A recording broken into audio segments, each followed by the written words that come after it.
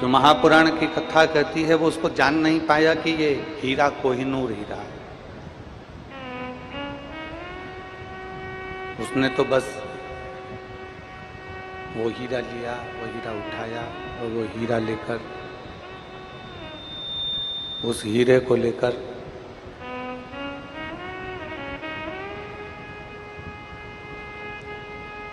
वो गुरुजी के पास पहुंच गए और गुरुजी ने उस हीरे को देखा और हीरे को देखकर उस शिष्य से पूछा, उस शिष्य से पूछा कि तू इसको जानता है, ये क्या है?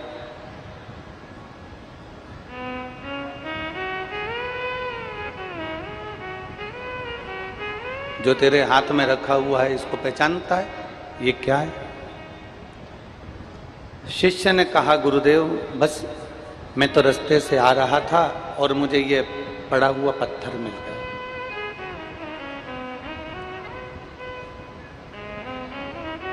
तू इसको नहीं पहचानता? नहीं गुरुजी, मैं इसको नहीं जानता, मैं उसको पहचानता नहीं, मैं इसको जानता नहीं।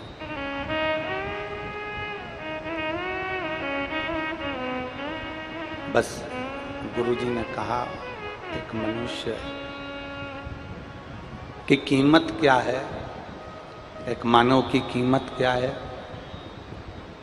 तो इस पत्थर से पहचान सकता। ले, इस पत्थर को लेकर जा और छोटे से छोटे व्यापारी से लेकर बड़े से बड़े व्यापारी तक इस पत्थर को, उसकी कीमत आंक। ये प्रसंग हम पहले भी एक बार बोल चुके हैं, इस प्रसंग को हम पहले भी सुना चुके हैं।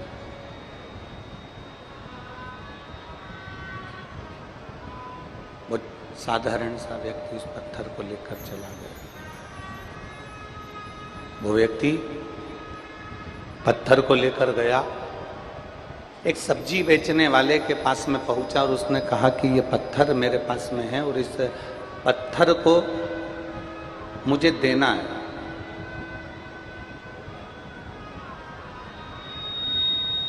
इस पत्थर को मुझे देना है, क्या आप इस पत्थर को ले सकते हो? सब्जी वाले ने कहा कि पत्थर तो चमकीला है, चमकदार है, पत्थर तो अच्छा है, अगर मैं ले लूँगा तो मेरे बच्चे खेलेंगे और नहीं खेलेंगे तो तराजू पे रखकर सब्जी तोलने के काम आएगा। उसने कहा ले, ये 2 रुपये ले, और 2 रुपये लेकर इस पत्थर को मुझे दे दो। उसने कहा 2 रुपये में मैं पत्थर नहीं दूंगा। चल अच्छा 4 रुपये ले ले, नहीं दूंगा। उसने पत्थर को लिया, लेकर आगे गया। एक किराने की दुकान वाला मिल गया और किराने की दुकान वाले से कहा, मुझे ये पत्थर देना है। किराने वाले ने विचार करा कि इतना सुंदर पत्थर है, इसकी चमक कितनी जोरदार है, एक काम करता हूँ ये पत्थर मैं ले लेता हूँ। लाओ इस पत्थर को मुझे दे दो, मैं इसके 50 रुपये तुमको देता हूँ, इसके 60 रुपये तुमको देता हूँ, ये पत्थर तुम मुझे दे दो, इस पत्थर को तुम मुझे दे दो। उसने उसको भी पत्थर नहीं दिया। अब वो पत्थर लेकर आगे बढ़ा तो एक कपड़े वाले की दुकान पर गया। कपड़े वाले ने पत्थर को देखा तो चमकदार पत्थर था। उसने कहा इसको मैं ले लेता हूँ, इसके 1000 रुपये मैं तुझको दूंगा। उसने भी उसको नहीं दिया। धीरे धीरे सुनार को मालूम पड़ गया, सोने चांदी वाले को मालूम पड़ गया कि कोई हीरा लेकर घूम रहा है और उसको हीरे की कीमत नहीं मालूम। सुनार ने कहा, जोहरी ने कहा कि ये पत्थर आप मुझको दे दो, ये पत्थर मैं ले लेता हूँ और इसकी कीमत 1 लाख रुपए मैं तुझको दे देता हूँ। जोहरी को भी उसने पत्थर नहीं दिया, जोहरी को पत्थर प्रदान नहीं किया। जब जोहरी को पत्थर नहीं दिया, राजा को सूचना मिली कि कोई कोहिनूर हीरा लेकर निकला हुआ है और उसकी कीमत आंक रहा है। राजा ने उसको बुलाया कि ये पत्थर हमको दे दो और हमारी पूरी राज्य की जितनी भूमि है, जो राजघराना है, सारा की सारा तुम ले लो। उसने पत्थर उनको भी नहीं दिया, वापिस गुरुजी के पास आ गया, गुरुजी आखिर ये पत्थर क्या है? तब गुरु ने कहा कि ये मानव का शरीर और ये पत्थर कोहिनूर हीरे जैसा है, जिसको पहचानने वाला चाहिए कि कौन किस वैल्यू से पहचानता है।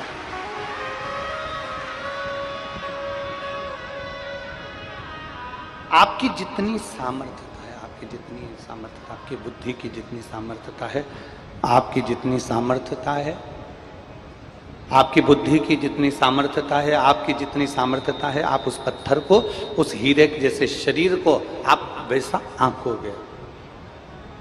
महाराज, वो किसी ने सही कहा है कि मैंने हीरा जन्म तुझको, मैंने मानव जन्म तुझको हीरा दिया, मैंने मानव जन्म तुझको हीरा दिया, तू यूं ही गवाए तो मैं क्या करूं, तुझको मानव जन्म मैंने हीरा दिया, तू यूं ही गवाए तो मैं क्या करूं। मैंने बड़ा सोच समझकर, बड़ा विचार कर कर, बड़ी दृष्टि रखकर, बड़ी सोच कर ये मानव का शरीर तुझको दिया है। इस मानव के शरीर को तू बस अब अपने अनुकूल उसको ढाल। अब इसको समझने वाला ही समझ सकता है कि मानव का शरीर तो मिल गया, मानव का शरीर तो प्राप्त हो गया, पर आप अपनी बुद्धि से, आप अपने चित्त से अपने शरीर को पहचान सकते हो कि या तो इस शरीर को निंदा में लगा दीजिए, या इस शरीर को बेकार कर्म में लगा दीजिए, या इस शरीर को ईर्ष्या में लगा दीजिए, या इस शरीर को नफरत में लगा दीजिए, या इस शरीर को आसक्ति तृष्णा में लगा दीजिए, या फिर इस शरीर को भगवान की भक्ति में लगा दीजिए। ये आपके ऊपर निर्भर करता है कि आप अपनी चित्त को, आप अपनी वृत्ति को, आप अपने मन को, आप अपनी दृष्टि को कहां लेकर जा रहे हैं। ये आपके ऊपर निर्भर करता है।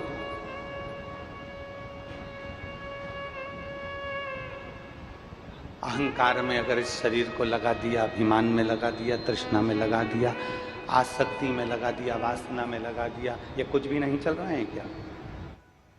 आसक्ति में लगा दिया, निंदा में लगा दिया, तृष्णा में लगा दिया, काम में, वासना में लगा दिया, तो ये शरीर बेकार है, इसकी कोई मूलता नहीं। और यदि वही शरीर, किसी ने बड़ा सुंदर कहा है, माता, पिता और परमात्मा, जम के बोलो कौन कौन? आवाज नहीं आई, जरा जम के बोलिए। माता, पिता और परमात्मा। शिव महापुराण की कथा कहती है, इन तीन के पास में जाकर थोड़ी देर जरूर बैठना चाहिए। पहले नंबर पर माता के पास, दूसरे नंबर पर पिता के पास, तीसरे नंबर परमात्मा के पास में। क्यों?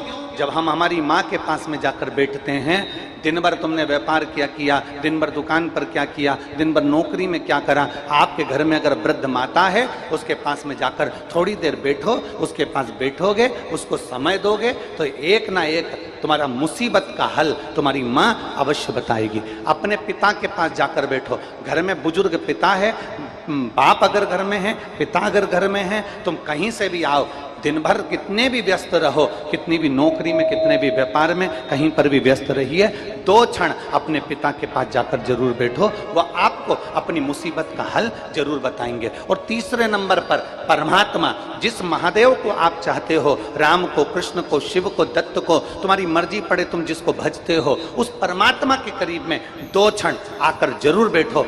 माता, पिता और परमात्मा तुम्हारे को मंजिल तक पहुंचाने वाले होते हैं, तुम्हारा मार्ग सुलभ करने वाले होते हैं।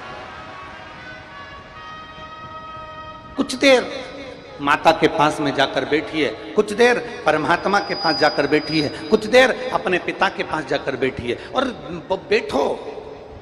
थोड़ा समय अपने बुजुर्ग माँ बाप को देने का प्रयास करो, थोड़ा समय परमात्मा को देने का प्रयास करो। हम ये नहीं कहते कि तुम दिन भर अपने माता के पास बैठे रहो, हम ये भी नहीं कहते कि तुम दिन भर अपने पिता के पास बैठे रहो, हम ये भी नहीं कहते कि तुम दिन भर परमात्मा के मंदिर में जाकर, शिवालय में, देवालय में, तीर्थ में जाकर बैठ जाओ। हम तो इतना कहते हैं कि अगर एक क्षण आदि में पुण्यात, अगर थोड़ी सी भी समय हमने हमारे माता पिता और परमात्मा को दिया है तो उस क्षण का सदुपयोग जरूर होगा और कुछ ना कुछ आपकी जिंदगी में अच्छा जरूर होगा। माता पिता परमात्मा कभी बुरा नहीं करते। दुनिया में सब बुरा कर सकते हैं, दुनिया में सारी दुनिया सारी सृष्टि आपका बुरा करने में लग जाएगी, सारी दुनिया आपका बुरा कर सकती है, सारी दुनिया आपको गाली दे सकती है, सारी दुनिया आपको अपशब्द कह सकती है, सारी दुनिया आपको ताना दे सकती है, सारी दुनिया ईर्ष्या में भूलकर आपकी निंदा कर सकती है, पर केवल एक माता पिता और परमात्मा ऐसा होता है जो कभी कुछ आपके लिए गलत नहीं कर सकता। वो करेगा तो हमेशा आपके हित का ही करेगा और आपको आशीर्वाद ही देगा, वो माता पिता और परमात्मा। दो क्षण जाओ उस परमात्मा के पास, दो क्षण जाओ अपनी माता के पास, दो क्षण जाओ अपने पिता के पास, थोड़ा बैठो, थोड़ा चर्चा करो, थोड़ी देर बैठा करो। आप लोगों में से सब लोग शिवालय जाते हो? जम के तो बोलो। जल चढ़ाने जाते हो ना? अगर जल चढ़ाने के लिए आप शिवालय जाते हो, भगवान शंकर के मंदिर जाते हो, जितने लोग आस्था चैनल पर कथा सुन रहे हैं, जितने फेसबुक यूट्यूब पर कथा सुन रहे हैं, उनसे निवेदन करूंगा, और जितने इस पवित्र भूमि पर बैठकर कथा सुन रहे हैं, अगर शिवालय जाते हो, भगवान शंकर के मंदिर जाते हो, भगवान देवाधिदेव महादेव के पास में जाते हो, अपने इष्ट परमात्मा के पास अगर जाकर बैठते हो, तो दो क्षण बैठकर बाबा से अपने दिल की बात जरूर कहो। जब दिल की बात कहोगे तो मेरा बाबा सुनेगा जरूर और उस समस्या का हल करेगा जरूर। बोल बम का नारा है, सारी समस्या का हल। आप उसके करीब में जाइए, आप उसके नजदीक में जाइए, आप उसके पास जाइए। और खाली ना जाता दर से तुम्हारे, खाली ना जाता दर से तुम्हारे, मैं भी खड़ी हूँ बाहें पसारे, अपने हृदय से लगा लो, लगा लो, गिरा जा रहा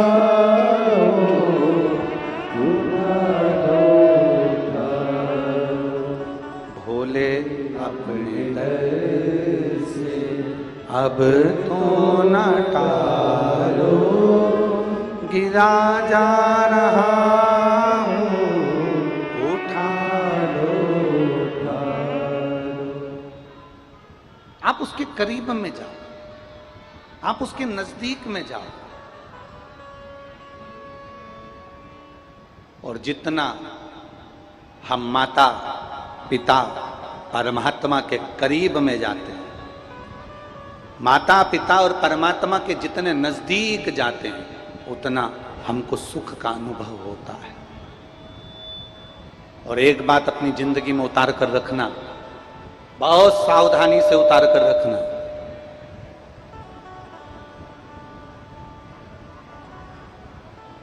अपना दुखड़ा, अपना दर्द, अपनी तकलीफ किसी से मत कहना।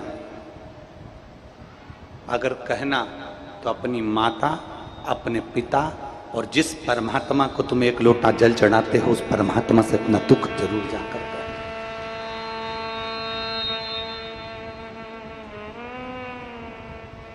उसको पहचानो,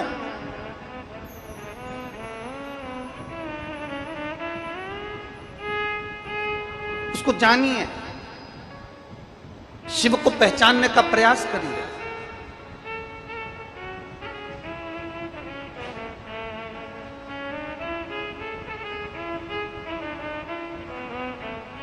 उस परमात्मा को जानने का प्रयास करिए।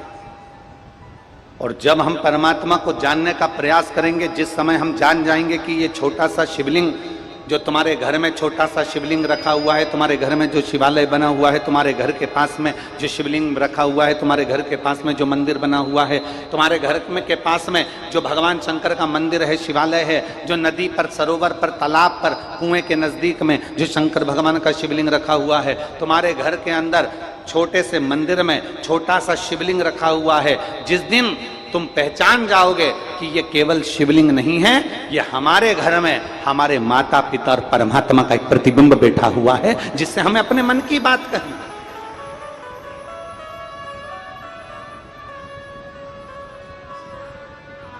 जिसको हमें अपने दिल की बात कहना,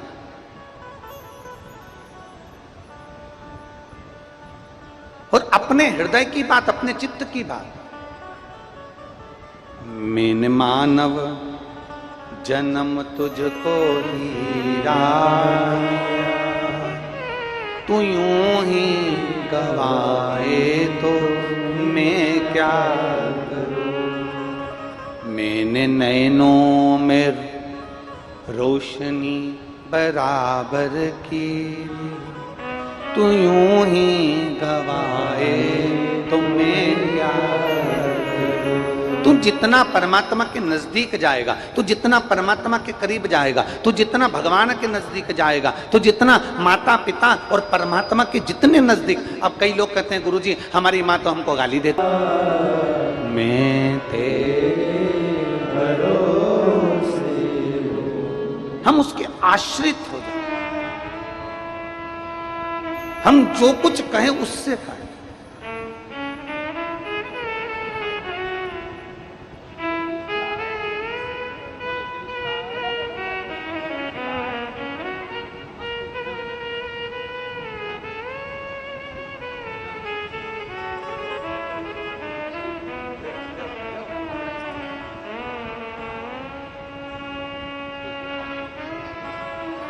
ये बालक, इसको एक बीमारी डॉक्टर के हिसाब से,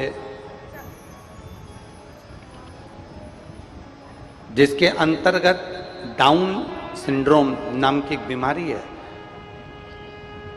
चलता नहीं था, बैठता नहीं था, बोलता नहीं था 11 साल तक, पर देवाधिदेव महादेव की कृपा से शंकर का चढ़ा हुआ जल दिया तो बोला भी, चला भी और आया।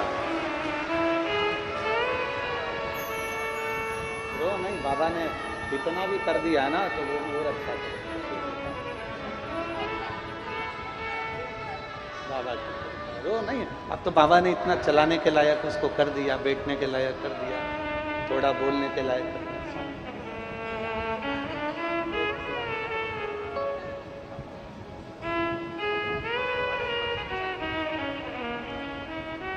ये उसकी कृपा है, ये उसकी उदार, ये उसकी दया। और जिस दिन विश्वास पक्का होगा, जिस दिन भरोसा पक्का होगा, जिस दिन दृढ़ता पक्की होगी, उस दिन शिव को मिलने में देरी नहीं होगी।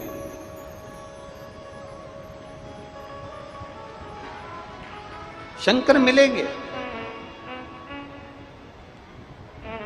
ना तो सियोर वाला महाराज आया, ना कोई भभूति, ना कोई बेल, ना कोई श्रीफल, ना हमारे पास से कुछ तुमको दिया जाता है। हमारे पास तो केवल एक ही चीज मिलती है, शंकर भगवान के प्रति जैसे तुलसीदास बाबा ने शिव जी को विश्वास कहा है, हमारे पास तो केवल एक चीज मिलती है कि शंकर पर विश्वास करना और एक लोटा जल चढ़ाकर उसका आचमन करना। एक ना एक दिन देवाधिदेव महादेव तुझे सुनेगा जरूर और देगा जरूर,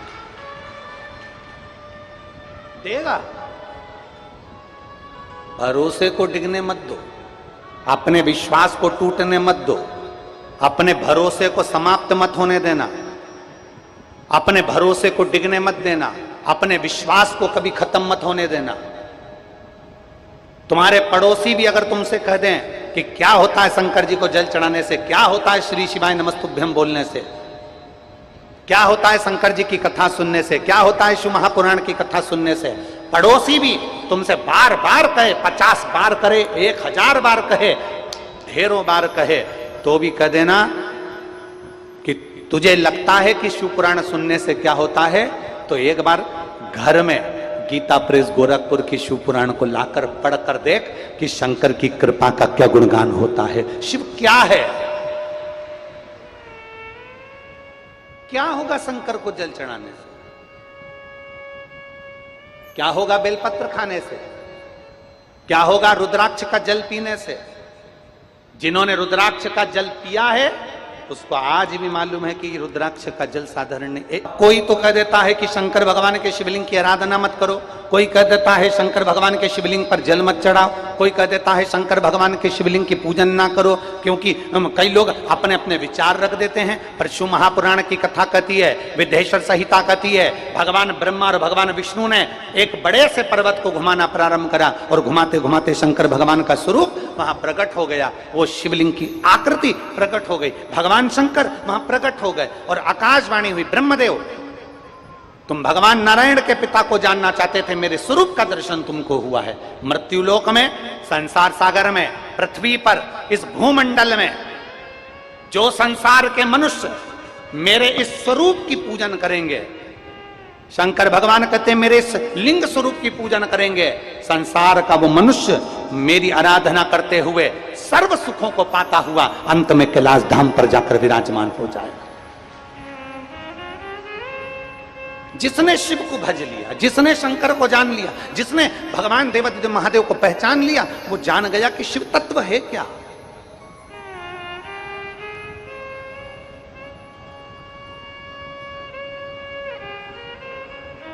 कोई पहचाने तो, कोई जाने तो। ये उसी में का है जैसे किसी की गाड़ी की पहिए की हवा निकल गई,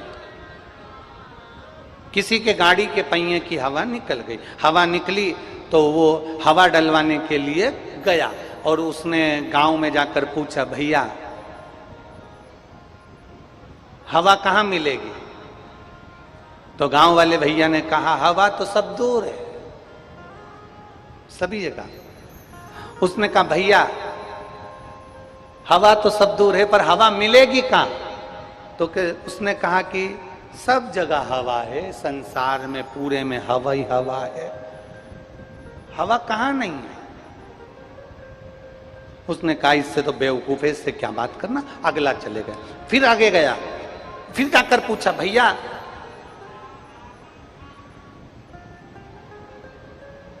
हवा चाहिए, हवा मिलेगी?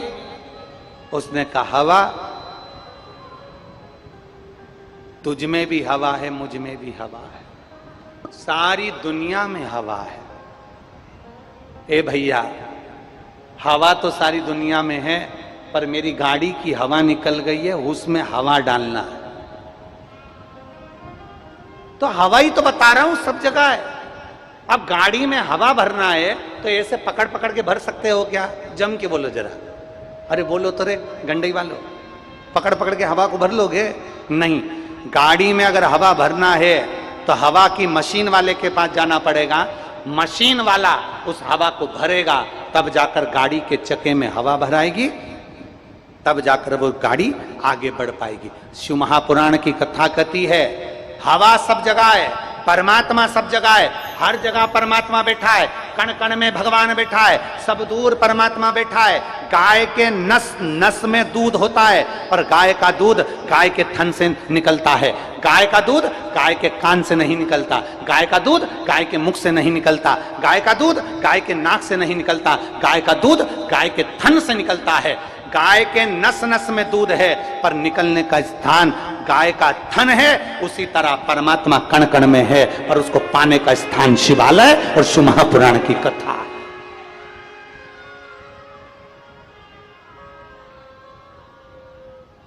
हवा सब जगह पर है, हवा हर जगह पर विराजमान है, पर उस हवा को गाड़ी के अंदर भरना है तो मशीन के पास जाना पड़ेगा। उसी तरह आपको और हमको परमात्मा को प्राप्त करना है तो शिव महापुराण की कथा में जाना पड़ेगा, तब परमात्मा प्राप्त हो, तब भगवान प्राप्त हो। बिना वहां जाए हमें परमात्मा मिल ही नहीं सकता। ब्रह्मा और भगवान विष्णु ने घर्षण किया, शिवलिंग की आकृति प्रकट हो गई, भगवान शंकर का एक प्रतिबिंब प्रकट हो गया, भगवान शंकर के शिवलिंग की आकृति प्रकट हुई, शिवलिंग की आकृति प्रकट हुई तो ब्रह्मदेव ने कहा इस शंकर भगवान का सिर कहां है और पांव कहां है? शिवलिंग की आकृति में पांव कहां, सिर कहां, ढूंढने के लिए ब्रह्मा और विष्णु ने विचार करा। ब्रह्मदेव कहते हैं मैं भगवान शंकर का सिर देखकर आता हूं, नारायण तुम पांव देखकर आओ, चरण देखकर आओ। भगवान विष्णु पाताल में जाने लगे, भगवान ब्रह्मा आकाश में जाने लगे। भगवान ब्रह्मा सिर ढूंढ रहे हैं और भगवान विष्णु चरण ढूंढ रहे हैं। ढूंढते ढूंढते ढूंढते ढूंढते ढूंढते भगवान विष्णु को लगा पिता का चरण ढूंढना कठिन है, वापिस आ गए। संसार में कोई जन्म नहीं लिया जो अपने पिता को पहचान जाए।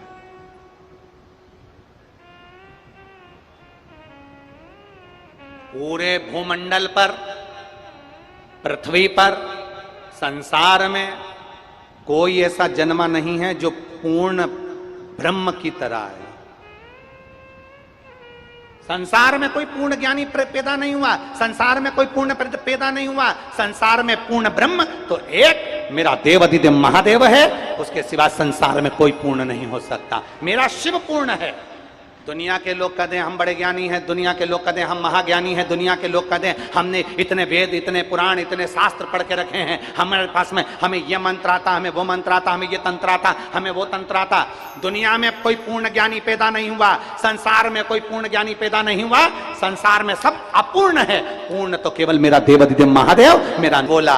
और सत्य मुझे प्रिय है, तुमने सत्य बोला, इसलिए मैं तुम्हें वर देता हूं। नारायण पूरी पृथ्वी पर तुम्हारी पूजन होगी और तुम्हारा एक नाम विख्यात होगा जिसको लोग सत्यनारायण भगवान कहेंगे। सत्यनारायण बोल, सत्यनारायण भगवान की। भगवान विष्णु ने सत्य कहा, इसलिए उनका नाम क्या हो गया? जम के बोलो जरा, सत्यनारायण। ब्रह्मा जी से भगवान विष्णु ने पूछा कि क्या तुमको भगवान शंकर का सिर मिल गया? ब्रह्मा जी बोले हाँ मुझे सिर मिल गया। ना मानो तो पूछो इस केतकी के फूल से। केतकी के पुष्प को भगवान ब्रह्मदेव ने उठाया और बोला बोल केतकी के पुष्प, मुझे सिर मिला कि नहीं मिला? केतकी के फूल ने भगवान शंकर और नारायण के सामने झूठ बोल दिया कि ब्रह्मा जी को शंकर भगवान का सिर मिल गया।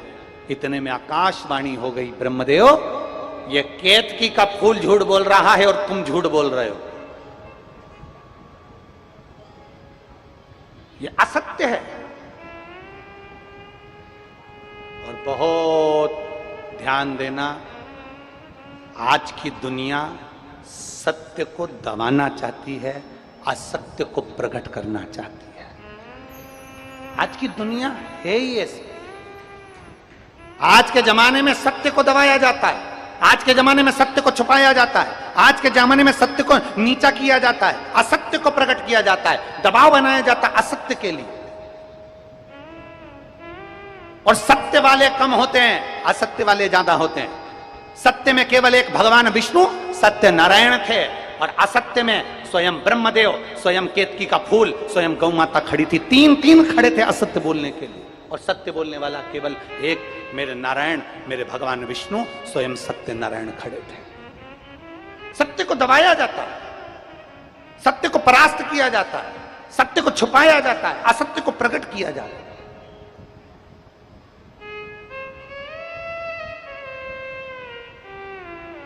और झूठे संसार में झूठों का बोलबाला। यीशु महापुराण की कथा कर रही है, केतकी के पुष्प ने झूठ बोल दिया। भगवान शंकर ने कहा केतकी के पुष्प तू मेरे सामने झूठ बोल रहा है, मैं तुझे श्राप देता हूं, सारे देवताओं पर चढ़ेगा पर शंकर पर कभी नहीं चढ़ेगा। अगर भूल से भी केतकी के पुष्प तू शिव पर चढ़ गया, तुझे हजारों गौ हत्या के बराबर, ब्रह्म हत्या के बराबर दोष लग जाएगा। केतकी का फूल आंखों से आंसू बहाने लगा। समय आया, गौ माता से ब्रह्मदेव ने कहा गौ माता तुम बोलो कि शंकर भगवान का सिर ब्रह्मा जी को मिल गया। गौ माता ने कह दिया ब्रह्मदेव को भगवान शिव का शीश मिल गया। शंकर भगवान की आकाशवाणी हुई, गौ माता तू जगत की मां है, जगत का भरण पोषण करने वाली जगत धात्री कहलाती है गौ माता, और तू मेरे शिवलिंग के सामने झूठ बोल रही है। हे गौ माता, तेरा पूरा शरीर पूजा जाएगा, पर तूने जिस मुख से झूठ बोला है तेरा मुख नहीं पूजा जाएगा। दुनिया के सारे दान आगे से होंगे, वस्त्र दान आगे से, कन्यादान आगे से, मुद्रा दान आगे से, स्वर्ण दान आगे से, अन्न दान आगे से, मंदिर की परिक्रमा आगे से, पर सुनो गौ माता, गौ का दान गाय की पूंछ पकड़कर किया जाएगा, पीछे से किया जाएगा, क्योंकि तुमने झूठ बोल दिया, तुम असत्य बोल दिया। केतकी के पुष्प ने झूठ बोला, गौ माता ने झूठ बोल दिया, ब्रह्मा जी कह रहे हैं ये आकाशवाणी झूठी है। अब देखिए, स्वयं शंकर की वाणी को भी झूठा ठहराया जा रहा है, स्वयं शिव की वाणी को भी झूठा ठहराया जा रहा है, स्वयं शिव की वाणी।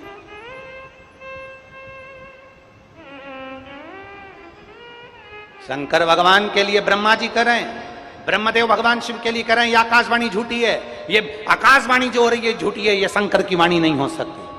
अब शिव की वाणी को भी ब्रह्मदेव झुठला रहे हैं, उसको दबा रहे हैं कि ये वाणी झूठी है। शंकर भगवान शिवो घड़दानी त्रिकालदर्शी कैलाशी अविनाशी शिव। मेरे भोलेनाथ अपने पैर के नखून को तोड़कर फेंके, काल भैरव प्रकट कर लिया, काट दे ब्रह्मा जी का सिर, जिस ब्रह्मा जी के मुख से झूठ निकल रहा है, काट सिर। काल भैरव ने अपने हाथ का नखून तोड़कर ब्रह्मा जी का एक सिर काट दिया। ब्रह्मा जी का कटा हुआ सिर लुढ़कते लुढ़कते लुढ़कते लुढ़कते गया, उनके रक्त से कर्मनाशा नदी प्रकट हो गई। भगवान विष्णु ने शंकर जी के हाथ जोड़कर स्तुति कर ली, बाबा कृपा करिए, ब्रह्मा जी का कटा हुआ सिर कहाँ जाएगा, लोग अपमान करेंगे, लोग अपशब्द कहेंगे, कुछ तो कृपा करो बाबा, कुछ दया करो। शंकर भगवान बोले इस ब्रह्मदेव ने झूठ बोला है, गौ माता ने झूठ बोला है, केतकी के पुष्प ने झूठ बोला है, और मेरी आकाशवाणी को भी झूठा ठहराया जा रहा है। ब्रह्मदेव कहते हैं, भगवान नारायण कहते हैं आप क्षमा करो क्योंकि क्षमा की मूर्ति हो, आप कृपा करो क्योंकि कृपा की मूर्ति हो। भगवान शिव आपका तो नाम कर्पूर घोरम करुणावतारम संसार सारम भुजगे। शिव जी आप तो कर्पूर घोरम करुणावतारम, आप करुणा के अवतार हैं, आप संसार का भरण पोषण करने वाले हैं, आप दुनिया का कल्याण करने वाले हैं। आपको गुस्सा नहीं करना, आपको क्रोध नहीं करना, आप तो क्षमा की मूर्ति हैं। आप एक बार क्षमा कर दीजिए, प्रभु कृपा कर दीजिए। और ध्यान देना, जो सत्य पर डिगा होता है, जो सत्य के अनुकूल चलता है, जो सत्य पर प्रबल होकर चलता है, वो झुकना भी जानता है, नम्रता भी जानता है, और अपनी वाणी की मिठासता भी जानता है। जिसके अंदर सत्यता है, जिसके अंदर सत्यता का पुट है, जिसके अंदर नम्रता का पुट है, जिसके अंदर सत्यता भरी होती है, वो झुकना भी जानता है, प्रणाम करना भी जानता है, नमनता भी जानता है, साष्टांगता भी जानता है, और जगत का कल्याण करना भी जानता है। जिसके अंदर सत्य समाहित होता है। शंकर भगवान से कहा गया आप तो कर्पूर घोरम करुणावतारम संसार सारम भुजगेंद्रहारम, आप तो करुणा के सागर हो। ब्रह्मा जी ने आपको अपशब्द कहे, ब्रह्मा जी ने कुछ कह दिया, ब्रह्मा जी का सिर कट गया, पर क्षमा कर दो, क्षमा करो। शंकर भगवान ने नारायण जी के कहने पर भगवान ब्रह्मा जी के कटे हुए सिर को बट वृक्ष बना दिया और कहा ये बड़ का पेड़ कहलाएगा, बट वृक्ष कहलाएगा। तो क्या ब्रह्मा जी का सिर पूजनीय नहीं होगा? शंकर भगवान कहते हैं इसने असत्य बोला है तो भी मैंने इसको बट वृक्ष बना दिया। मैं स्वयं, ब्रह्मा जी कह रहे हैं, भगवान शंकर कह रहे हैं, भले इसने झूठ बोला, भले इसने असत्य करा, भले इसने गौ माता को लेकर आया, भले केतकी के फूल को लेकर आया, उसके बाद भी मेरे शंकर ने करुणा करी। और शिव जी कहते हैं मैं इस बड़ के पेड़ के नीचे स्वयं आकर बैठूंगा और दुनिया में मेरा नाम बटकेश्वर महादेव कहलाएगा। बटकेश्वर महादेव, बोलो बटकेश्वर महादेव की। भगवान शिव का एक नाम बटकेश्वर महादेव हो गया। सत्य पर अपना आनंद लेने वाले भगवान शिव सत्यम शिवम, सुंदरम में रहने वाले बड़ के पेड़ के रूप में ब्रह्मा जी के पास में जाकर बैठ गए, क्योंकि जिसके अंदर सत्य होता है, जिसके अंदर नम्रता होती है, जिसमें कहीं नम्रता का भाव होता है, वो झुकना भी जानता है। और घर का जो बुजुर्ग है, बड़ा है, वो बयो है, वो झुककर आनंद लेकर अपनी जिंदगी को आनंदित होकर चलता है, आनंदित होकर चल रहा। और देख लिया संसार हमने, देख लिया सब मतलब के यार हमने, देख लिया झूठे नाते झूठे रिश्ते, झूठे नाते झूठे रिश्ते, अरे झूठा है संसार हमने देख लिया सब मतलब के यार हमने देख लिया। कितना मतलब का जमाना है, कितना झूठा जमाना है। घर में कोई बुजुर्ग मर गया, घर में कोई बूढ़ा मर गया, घर में कोई वृद्ध मर गया तो सब रो रहे हैं, सबकी आंख में आंसू है, घर के बच्चे देख रहे हैं, माँ भी रो रही है, पिता भी रो रहे हैं, सब रो रहे हैं। और रोते रोते इतने में कह दिया, दादाजी जिस चादर पे सोए थे बाहर फेंक दो, जिस दरी पर सोए थे बाहर फेंक दो। मरे हुए व्यक्ति के कपड़े बाहर फेंक दिए जाते हैं, मरे हुए व्यक्ति के चादर बाहर फेंक दी जाती है, मरे हुए व्यक्ति की दरी बाहर फेंक दी जाती है, मरे हुए व्यक्ति का डंडा, छड़ी, चश्मा बाहर फेंक दिया जाता है। इतने में छोटा सा बच्चा रोते रोते बोला, मम्मी दादाजी के गले की चेन भी तो फेंक दो। दरी फेंक दी, चादर फेंक दी, डंडा फेंक दिया, चश्मा फेंक दिया, दवाई फेंक दी, दादाजी का एक एक सामान, मरे हुए व्यक्ति का एक एक सामान फेंक दिया गया। तो गले में पड़ी हुई चेन, हाथ में पड़ी हुई अंगूठी फेंकी नहीं जाती। इतने में माँ ने बेटे को धरके दिया, चुप बैठ, ये थोड़ी ना फेंकते, प्रॉपर्टी थोड़ी ना फेंकते, गोल्ड थोड़ी ना फेंकते। अरे देख लिया संसार हमने, सब मतलब के यार हमने, ये संपूर्ण मतलब की दुनिया, संपूर्ण केवल मतलब की दुनिया, केवल मतलब की।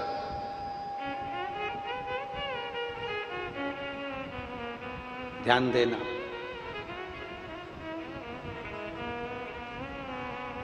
एक बात आपसे पूछें, उत्तर दीजिएगा। दाल में नमक कम है तो ऊपर से डाल सकते हो कि नहीं डाल सकते? अरे बोलो तो जम के, डाल सकते।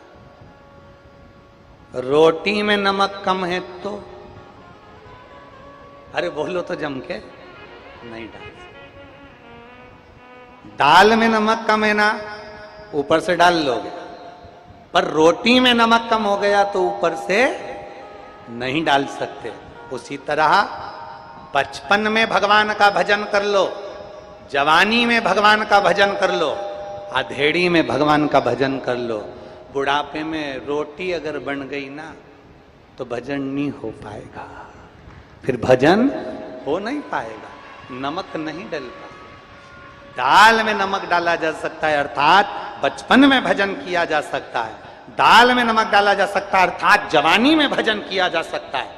दाल में नमक डाला जा सकता है ऊपर से, मतलब अधेड़ी में भी शंकर के मंदिर जाया जा सकता है। पर जब बुढ़ापा आएगा, अर्थात रोटी बन गई, मतलब पूरी जिंदगी निकल गई, बचपन, जवानी, अधेड़ी सब चले गया और रोटी बन के तैयार हो गई, बुढ़ापा हो गया। अब कौन इसमें भजन डालेगा? पाँव से चलता नहीं बनेगा, हाथ से काम नहीं बनेगा, आंखों से दिखाई नहीं देगा, कानों से सुनाई नहीं देगा, सोफा सेट पूरा निकल गया होगा। हंसोगी भी तो मुंह में 2 या 3 दांत दिखेंगे। भजन भी गाओगे तो हवा पूरी निकल जाएगी। कैसे?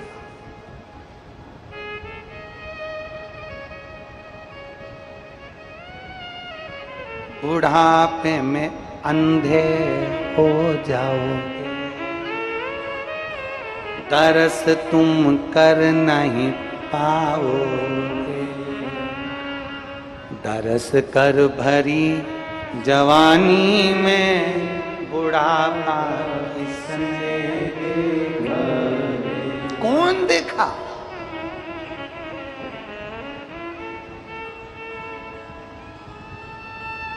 बुढ़ापे में लंगड़े।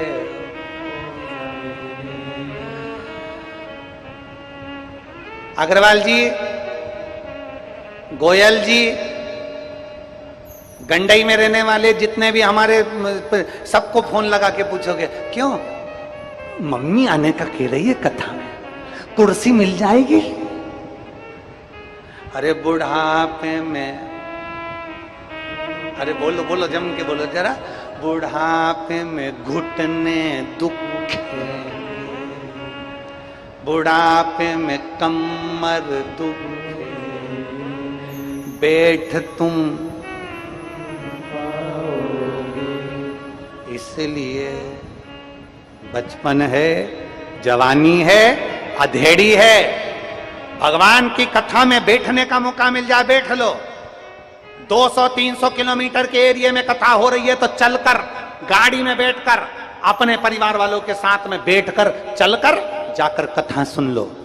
कई लोग तो गंडई के भी ऐसे होंगे जो 2 कदम चलकर कथा में नहीं जा रहे होंगे। बहुत भीड़ है, बहुत भीड़ है, बहुत भीड़ है, कैसे जाऊं, कैसे जाऊं, कैसे जाऊं। और शिव महापुराण की कथा कहती है, जो शिव महापुराण के ट्रैफिक से निकल गया, समझ लो वो बैकुंठ की ओर निकल गया।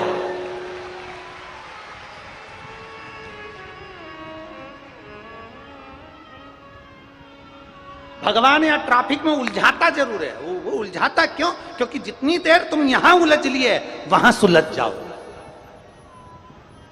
और बुढ़ापे में बेहरे हो जाओगे।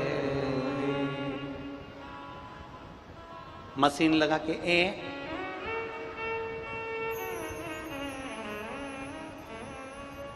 वो एक कथा आती है ना कि वो एक बूढ़े व्यक्ति, उसको सुनाई कम देता था, उसको बहरा बह जाता, सुनाई ना देता। उसका दोस्त बीमार पड़ गया। अब दोस्त बीमार पड़ा तो हॉस्पिटल में एडमिट था, और हॉस्पिटल में एडमिट तो इसने अपने लड़के से कहा, रे मेरा दोस्त बीमार है रे, मुझे दिखा ला। ये उसको देखने चले गए। अब ये कान से बह रहा, होठों से पहचान जाते, थोड़ा थोड़ा कान से बह रहा था। अब यह हॉस्पिटल में पहुंचा, वो बेचारा आईसीयू के रूम में पड़ा था, बॉटल भी चढ़ रही थी, और गुस्से में तो वो था ही, क्योंकि चिढ़ रहा था बहुत। बीमार होता है व्यक्ति तो थोड़ी चिड़न आ जाती है, चिड़चिड़पन आ जाता, बीमार व्यक्ति को थोड़ा चिड़चिड़ हो जाता। दवाइयाँ गोलियां खाते खाते, रिपोर्ट जांच कराते कराते चिड़चिड़। अब इतने में ये पहुंच गया, जाते से इसने पूछा कैसे हो? इतने में जो पलंग पर पड़ा था वो कह रहा मर रहे हैं। अब इसको सुनाई तो दिया नहीं, इतने में कह दिया भगवान की कृपा है। अब इतने में फिर वो बहरे व्यक्ति ने पूछ लिया किसका इलाज चल रहा है? अब जो पलंग पे पड़ा था कहा यमराज का चल रहा है।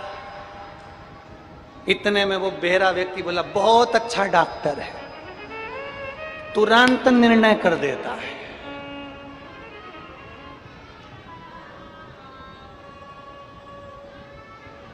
फिर उसने पूछा क्या क्या खाने का बोला? बहरा व्यक्ति बोला, उसने कहा भाटा खाने का बोला, पत्थर। इसने कहा खाते रहो सुबह शाम। अब इसको सुनाई दे, खाते रहो।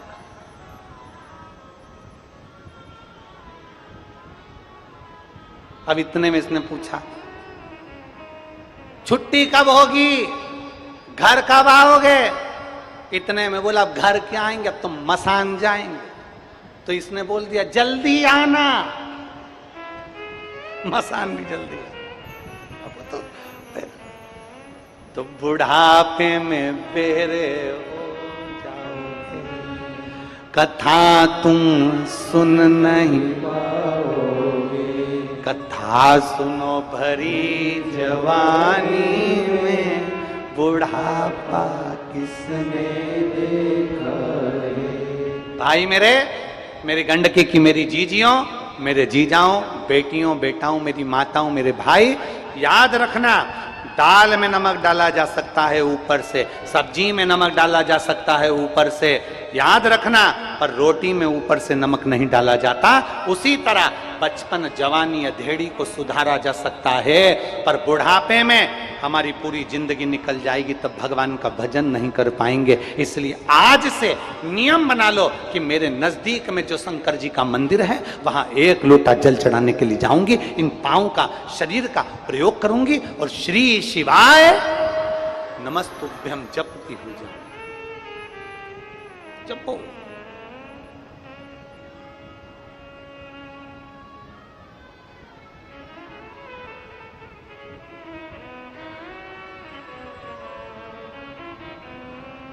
भगवान का भजन करते हो शिव की कृपा से। कितना भी कर जाओ, बड़ के पेड़ के नीचे अगर कोई शिवालय है, बड़ के पेड़ के नीचे अगर शंकर का कोई शिवलिंग रखा है, बट वृक्ष के नीचे अगर कहीं शंकर भगवान का शिवलिंग अगर विराजमान है, वहां एक लोटा जल चढ़ाना प्रारंभ करो। फिर निवेदन करूंगा, कितना भी दर्द हो, कितना भी दुख हो, कितना भी कष्ट हो, कितनी भी तकलीफ हो, कितना भी कर्जा हो, कितनी भी जिंदगी में दुख चल रहा हो, मरने का विचार नहीं करना, थोड़ी मेहनत ज्यादा करना, अपने कर्म के प्रति जागरूक होना और थोड़ी मेहनत कर कर। एक एग्जाम में पास नहीं हुए, फिर मेहनत करो। एक कंपटीशन एग्जाम में पास नहीं हुए, फिर मेहनत करो। बार बार मेहनत करिए, बार बार अपनी मेहनत को, अपने कर्म को जागरूकता के साथ करिए। इतना विद्या का अध्ययन करिए, खेत में इतना काम करिए, इतनी मेहनत करिए कि देवाधिदेव महादेव भी तुम्हारा साथ दें और तुम्हारा भाग्य भी तुम्हारा साथ दे और तुम्हें आगे बढ़ा जाए। मरने का विचार नहीं करना।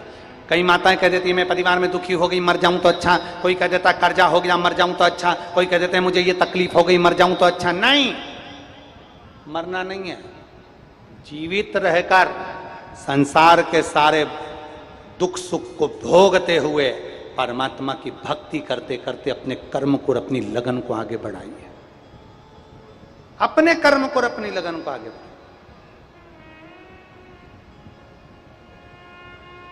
जितनी मेहनत कर सकते हो, जितनी लगन लगा सकते हो, जितना कर्म कर सकते हो उतना करें। हारना नहीं।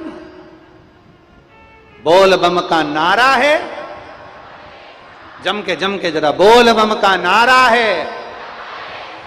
सारी समस्या का हल,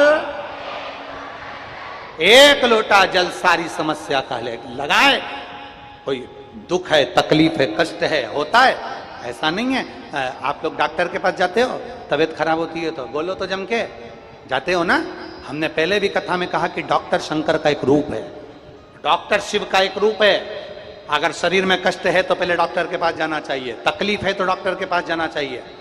डॉक्टर बताए जांच कराओ, डॉक्टर बताए दवाइयां खाओ, और भगवान शंकर का नाम लेकर उस पर विश्वास कर कर, डॉक्टर पर भरोसा कर कर दवाई खाइए, आपको फल मिले। तबीयत खराब होती है, डॉक्टर के पास जाते हो कि नहीं जाते हो? अरे बोलो जम के, जाते हो। डॉक्टर क्या बोलता है? जांच करवाओ, ब्लड की जांच करवाओ, इसकी जांच करवाओ, थायराइड की जांच करवाओ। सारी जांचें डॉक्टर करवाता है, और जांच करने के बाद में फिर डॉक्टर दवाई देता है। कितने दिन की देता है? कम से कम 5 दिन, 7 दिन, 15 दिन की दवाई डॉक्टर देता है। बोलो देता है कि नहीं देता? जम के बोलो जरा, देता है ना। डॉक्टर ये तो नहीं कहता कि अभी की अभी दवाई खाओ और आराम लग जाएगा। बोलो बोलो ईमानदारी से, क्या बोलता है? 2, 4, 5 दिन तो लगेंगे, 7 दिन तो लगेंगे, 8 दिन तो लगेंगे, 15 दिन तो लगेंगे, हॉस्पिटल में एडमिट रहना पड़ेगा, दवाई खाना पड़ेगी। 7 दिन अगर हॉस्पिटल में एडमिट रहोगे, बॉटल चढ़ती रहेगी, इंजेक्शन लगता रहेगा, दवाई लेते रहोगे, आराम लग जाएगा। जब डॉक्टर 7 दिन लेता है और 7 दिन में दवाई में ठीक कर देता है, उसी तरह अगर जिंदगी में दुख आया है तो महादेव की कथा भी 7 दिन लेती है, धीरे धीरे दुख काट ही देती है, धीरे धीरे दुख कटता है।